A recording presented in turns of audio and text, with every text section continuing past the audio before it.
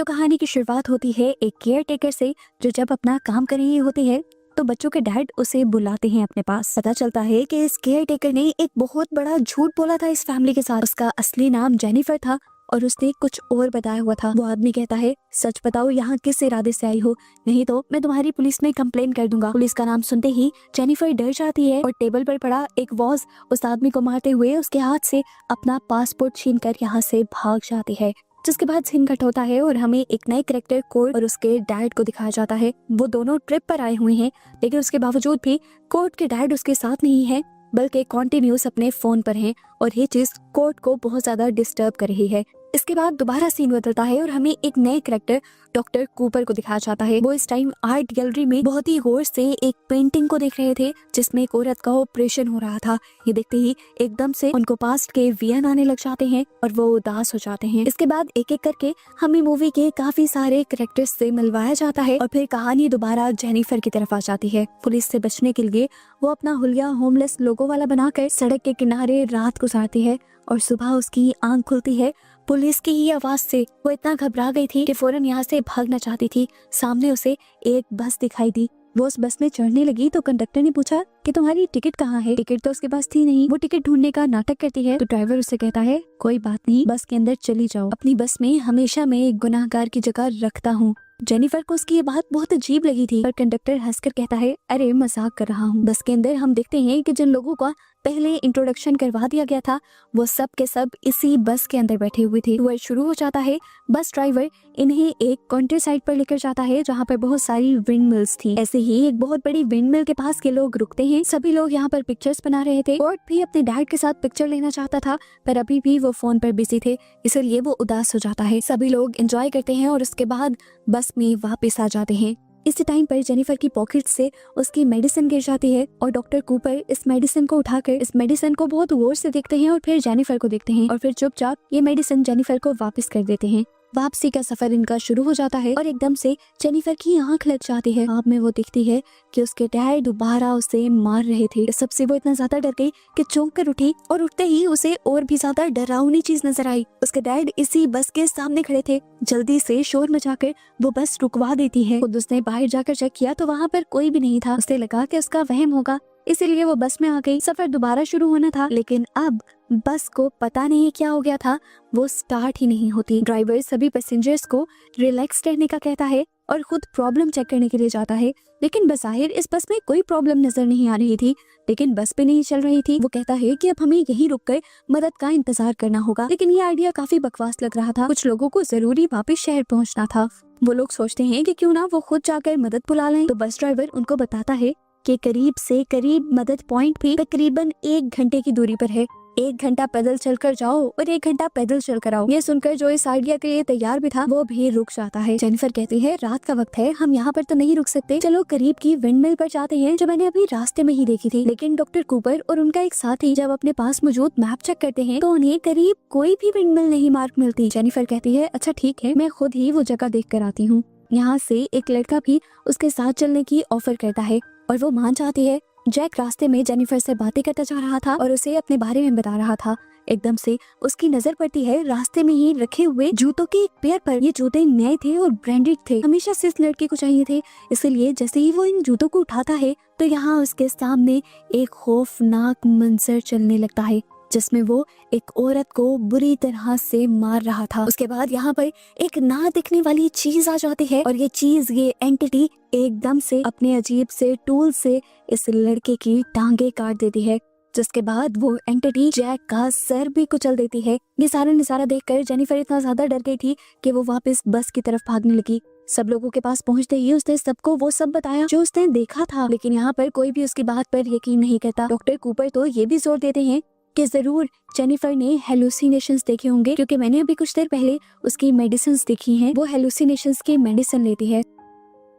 सब लोग जेनिफर को चुप करवा देते हैं और जेनिफर भी गाड़ी में बैठ जाती है, लेकिन अगले ही पल उसे वो एंटिटी अपने बस के बाहर दिखाई देती है और वो चिल्लाकर सबको उससे बचने को कहती है।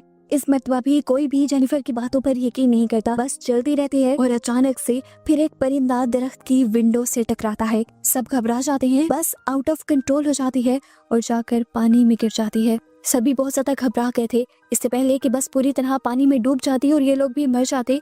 किसी तरह ये सब पानी से निकलने में कामयाब हो जाते हैं और इस सारे खतरनाक सीन के अंदर कोर्ट को चोट लग जाती है। ये देखकर कोर्ट के डैड बहुत ज्यादा घबरा जाते हैं, क्योंकि कोर्ट को ऐसी बीमारी थी जिसकी वजह से उसकी चोटों में से खून नहीं रुकता था और एक चोट उसके लिए जानलेवा भी साबित हो सकती थी। इस टाइम पर सभी लोग करीबी विंड मिल पर ही वापस जाने का डिसाइड करते हैं, जहाँ पर पहले जेनिफर जाने को कह रही थी और ये लोग नहीं मान रहे थे, लेकिन अब जेनिफर उन्हें वार्न करती है कि प्लीज वहाँ मत जाना, वहाँ पर किलर है। लेकिन इस मर्तबा भी हमेशा की तरह सभी लोग जेनिफर की बातों को नजरअंदाज कर देते हैं। सब लोग पैदल चल रहे थे और तभी तकाशी नाम के एक लड़के को यहाँ जंगल में अपना डॉग नजर आ जाता है। उसका डॉग कैसे यहाँ पर हो सकता था जब वो उसे यहाँ लाया ही नहीं था। ये सोचे समझे बगैर वो उस डॉग का पीछा करने लग जाता है और एकदम से उसके आसपास की दुनिया ही बदल जाती है। ये जगह उसके लिए जानी पहचानी थी और यहाँ पर एक चेयर भी थी जो उसकी ग्रैंड माँ की थी। वो फौरन से उस चेयर के पास जाता है और देखता है कि वहाँ पर उसकी ग्रैंड माँ थी। वो अपनी ग्रैंड माँ से माफी मांगने लगा कि मैं आपको आखिरी वक्त में छोड़ गया था, मुझे ऐसा नहीं करना चाहिए था और मुझे इसका बहुत ज्यादा गिल्ट है। जिस दौरान वो रो रहा था और बिल्कुल अपने आप में ही मगन था, हमने देखा कि वो एंटिटी, वो किलर अब उसके पीछे आकर खड़ा हो चुका है। इसी दौरान बाकी लोग भी उस विंड मिल के अंदर पहुंच जाते हैं। ड्राइवर सब लोगों को यहीं पर रुकने को कहता है और खुद यहाँ से बाहर चला जाता है। डॉक्टर कूपर कोर्ट के जख्म का इलाज करते हैं और कोर्ट के पैनिक हुए डैड को ये यकीन दिलाते हैं कि आपका बेटा जल्दी ही ठीक हो जाएगा। अब यहाँ पर जेनिफर नोटिस करती है कि एक आदमी यहाँ से गायब है, वही जो अपने डॉग के पीछे भाग कर गया था। बस ये बात का सुनना था और ये लोग पैनिक हो जाते हैं और आपस में ही बहस शुरू कर देते हैं। कोर्ट इनकी लड़ाई से तंग आ जाता है और उन्हें कहता है बस करें, प्लीज बड़े लोगों जैसा बिहेव करें आप लोग। इसी सारी बहस के दौरान ड्राइवर को यहाँ से 1 सदी पुराना एक डॉक्यूमेंट मिलता है। इसमें एक मिलर की मौत की सजा के बारे में लिखा हुआ था। मिलर वो होते हैं जो इन विंड मिल्स को चलाते हैं। मिलर को मारने की सजा इसलिए दी गई थी क्योंकि उस पर इल्जाम था कि उसने डेविल के साथ यानी शैतान के साथ कोई डील कर ली है। कोर्ट के डैड इस बात को इग्नोर कर देते हैं और ड्राइवर से भी कहते हैं कि इतनी अजीबोगरीब बातें करने की यहाँ जरूरत नहीं है। सभी जानते हैं कि ना तो दुनिया में ऐसी चीजें एग्जिस्ट करती हैं और अगर करती भी हैं तो आज के दौर में बिल्कुल भी सामने नहीं आती। डॉक्टर कूपर को ये कहानी काफी इंटरेस्टिंग लगती है और वो कहानी ये पढ़ने लगते हैं। इसमें लिखा हुआ था कि एक मिलर ने अपनी रूह को शैतान को बेच दिया था ताकि उसके विंडमिल के ब्लेड्स बगैर हवा के भी चलते रहें। एक दिन गांव का एक इंसान नोटिस करता है कि इस वाले मिलर के आटे के बैग में से एक इंसानी दांत निकला था। उसे शक हुआ कि कहीं ये मिलर कुछ गलत तो नहीं कर रहा। उसने चुपके से इसके ऊपर नजर रखी और एक खौफनाक मंजर ये देखा कि ये मिलर इंसानी हड्डियों को अपनी आटे वाली चक्की में पीस रहा था। उसने जाकर ये सारी बात गाँव वालों को बताई और गांव वालों ने उसकी इस मिल के ऊपर हमला कर दिया और इस मिल को भी जला दिया। उस टाइम वो मिलर अपनी मिल के अंदर ही था जो इस मिल के साथ ही जल गया। कहानी पढ़ने के बाद ये लोग नोटिस करते हैं कि जिस मिल में इस टाइम ये लोग खड़े हैं ये मिल तो उन्हें जली हुई नहीं लग रही। इसका मतलब था कि जरूर ये कोई दूसरी विंड मिल होगी। इनकी बहस दोबारा से शुरू हो जाती है और कोर्ट के डैड इस मर्तबा गुस्से में आ जाते हैं और उनकी इन सारी मुसीबतों का जिम्मेदार जेनिफर को ठहराने लगते हैं। गुस्से में आकर जेनिफर भी इस मिल से बाहर निकल जाती है और इस टाइम डॉक्टर कूपर उसका सहारा बनने के लिए, उसे तसल्ली देने के लिए उसके पीछे जाते हैं। जब डॉक्टर कूपर उसे रिलैक्स करने की कोशिश करते हैं तो उल्टा वो डॉक्टर कूपर के ऊपर ही इल्जाम लगा देती है कि आपने ही सबको बताया है कि मैं पागल हूँ और इस तरह सबको मेरे खिलाफ कर दिया है। कूपर नरमी से पूछते हैं कि क्या सच में तुम्हें हेलुसिनेशंस नहीं होते, जिस पर वो कहते हैं हाँ होते हैं, लेकिन उसके बावजूद वो किलर असली था। वो इस टाइम ये भी क्लेम करती है कि मुझे लगता है कि वो किलर कोई और नहीं बल्कि मेरे डैड ही हैं जो काफी अरसा पहले मर चुके थे। इन्हीं बातों के दौरान अचानक कूपर को जंगल में कुछ सुनाई देता है और वो इन्वेस्टिगेशन करने के लिए चला जाता है और जंगल के बीचों बीच उसे एक और बेड पर लेटी हुई मिलती है जो जागते ही डॉक्टर कूपर पर अपनी मौत का इल्जाम लगाने लगती है। डॉक्टर कूपर जोर देते हुए कहते हैं कि वो सिर्फ एक एक्सीडेंट था और अपनी सफाई देते हुए कहते हैं हाँ मैं मानता हूँ कि सर्जरी करते वक्त मैं ड्रंक था, लेकिन उसके बावजूद मैं अपना काम ठीक कर रहा था। उसके कहते ही यहाँ पर वो किलर आ जाता है और डॉक्टर कूपर को बुरी तरह से मार देता है। इस मर्तबा दोबारा इस किलर को और डॉक्टर कूपर की मौत को देखकर जेनिफर बहुत ज्यादा डर चुकी थी। इसी पर अचानक उसके पीछे वही लड़का आकर खड़ा हो जाता है जो अपनी ग्रैंड माँ से माफिया मांग रहा था और दोनों दोबारा विंडमिल की तरफ बढ़ जाते हैं और हमें पता चलता है कि किलर ने तकाशी को नहीं मारा था। ये लोग जब दोबारा अंदर आए तो जेनिफर ने दोबारा उन्हें वो सब बताया कि पहले की ही तरह किलर ने डॉक्टर कूपर को भी मार दिया। ये सुनकर सब डर जाते हैं और उन्हें लगता है कि ये सब पागल जेनिफर ही कर रही है और बाद में इल्जाम किसी किलर पर लगा रही है, क्योंकि हर मर्तबा किलर सिर्फ जेनिफर ही देखती थी, ये लोग क्यों नहीं देखते थे। और जब भी किलिंग होती थी तो जेनिफर ही उस आदमी के साथ अकेली होती थी। इन लोगों को भी डर लगने लग जाता है, इसीलिए ये लोग जेनिफर को बांध देते हैं। इस टाइम पर वो लड़का इन सबको बताने की कोशिश करता है कि जेनिफर सच कह रही है, यहाँ पर एक किलर है और किलर सबको मारने से पहले उनका गुनाह उनकी आंखों के सामने लेकर आता है और जब वो अपना गुनाह कबूल करने पर मजबूर हो जाते हैं तभी वो उन लोगों को मारता है। मैं भी इस सारे वाकये से गुजर कर आया हूँ, लेकिन मैं इसलिए बच गया क्योंकि मुझे अपने गुनाह पर पछतावा था। इस बार अब ड्राइवर बोलता है और इन सबको बताता है कि जब इस मिल का असल ओनर यानी मिलर मरा था तो शैतान ने उसे हेल का गेट कीपर बना दिया था और ये मिल इस तरह से हेल का दरवाजा बन गई। किसी को भी उसकी बातों पर यकीन नहीं आ रहा था और इसी दौरान हम देखते हैं कि वो किलर इसी विंड मिल के पास आ चुका है। वो अपने सभी शिकार किए हुए इंसानों की लाशों को यहाँ पर लाकर लटका देता है और ये मिल खुद ब खुद चलने लग जाती है। यहाँ विंडमिल के अंदर जेनिफर भी अपने पास्ट के बारे में ख्वाब देखती है। पास्ट में दिखाया जाता है कि वो अपने छोटे भाई को एक होम वैन से उठाकर बाहर लेकर आई और उसके बाद उसने उस होम वैन में आग लगा दी, जिसके अंदर उसके जालिम डैड थे जो हर टाइम उन दोनों पर बहुत ज्यादा जुल्म करते थे, उन्हें टॉर्चर करते थे। आग जलाने के बाद जेनिफर को लगा कि सब कुछ ठीक हो गया है, लेकिन तब तक बहुत देर हो चुकी थी क्योंकि उसे एहसास हुआ कि उसने अपने डैड के साथ साथ अपने भाई को भी मार दिया है, क्योंकि बाहर ठंड होने की वजह से उसका भाई दोबारा उस वैन के अंदर जाकर लेट गया था और इस तरह उसने एक बेकसूर का भी मर्डर कर दिया था। इधर दूसरी तरफ ग्रुप को दिखाया जाता है जो अभी विंडमिल के बाहर थे। कोर्ट के डैड सब लोगों से पूछते हैं कि हमें क्या करना चाहिए, तो ड्राइवर कहता है कि हमें उस मिल के अंदर वापस जाना चाहिए। कोर्ट के डैड को अभी भी जेनिफर से डर लग रहा था, इसीलिए वो सबको पहले ही वार्न कर देता है कि जेनिफर से दूर रहना। इधर प्रेजेंट में दिखाया जाता है कि सभी लोग कंफ्यूज थे कि उन्हें क्या करना चाहिए। कोर्ट के डैड फैसला करते हैं कि वो ड्राइवर के साथ जाएंगे और मदद बुला कर लाएंगे। इस दौरान वो सबको वार्न करके जाते हैं कि जेनिफर से दूर रहना, मुझे लगता है कि वही किलर है। उन दोनों के जाने के बाद कोर्ट यहाँ पर एक औरत से पूछता है क्या तकाशी ने जो सब कहा आप उस पर यकीन करती हैं? तब वो लड़की कहती है मैं श्योर तो नहीं हूँ, लेकिन मुझे लगता है कि वो सही कह रहा है, क्योंकि मैंने भी एक गुनाह किया है। मैंने तरक्की हासिल करने के लिए अपनी को मॉडल को मार दिया था जो मेरे साथ काम करती थी, लेकिन उसे ज्यादा तारीफें मिलती थी मुझसे। अब वो लड़का तकाशी जिसकी जान उस किलर ने छोड़ दी थी, वो फैसला करता है कि वो इस किलर से बात करेगा और जानेगा कि वो क्या चाहता है। इसीलिए वो आग जलाता है और इस आग में उसे थोड़ी सी झलक नजर आ जाती है उस मिलर की और अनजाने में उसे ये तरीका पता चल जाता है कि वो किस तरह से इस किलर से बच सकते हैं।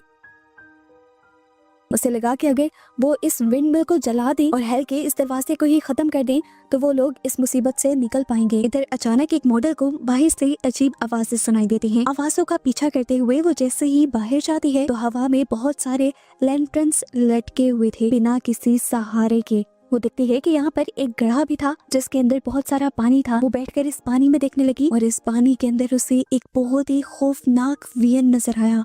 उसने देखा कि गड्ढे के अंदर वो अपने खूबसूरत चेहरे को खुद ही बेदर्दी से एक चाकू से काट रही थी। ये देखते ही वो डर गई और फिर अगले ही लम्हे उस गड्ढे में से एक हाथ निकला जिसने उसके मुंह को पकड़ते हुए इस पानी में खींच लिया और फिर डुबाकर मार दिया। इसी दौरान दिखाया जाता है कि ड्राइवर और कोर्ट के डैड एक दूसरी मिल के अंदर जाते हैं इन्वेस्टिगेशन करने के लिए कि यहाँ पर चल क्या रहा है और कोर्ट के डैड उस मिल के अंदर बहुत सारी लाशों को देखकर डर जाते हैं और फौरन वापस आते हैं दूसरों को अलर्ट करने के लिए। सबसे पहले यहाँ पर वापस आकर वो अपने बेटे को जिंदा देखकर बहुत ज्यादा खुश होता है और फिर जेनिफर को आजाद करके उससे माफी मांगता है क्योंकि वो फजूल में उस पर शक कर रहा था। वो बताता है कि किलर सच में यहाँ पर है जो लोगों को मार रहा है और मार मार कर उसने सब लोगों की बॉडी मिल के अंदर लटकाई हुई है। लेकिन मैं ये नहीं मानता कि वो कोई और एंटिटी है, मुझे लगता है कि वो इंसान ही है और बस एक साइकोपैथ है। यहाँ तकाशी उससे कहता है नहीं, वो एक दूसरी एंटिटी ही है जिसका अक्स मैंने आग में भी देखा है और मैंने उसे खत्म करने का रास्ता भी निकाल लिया है।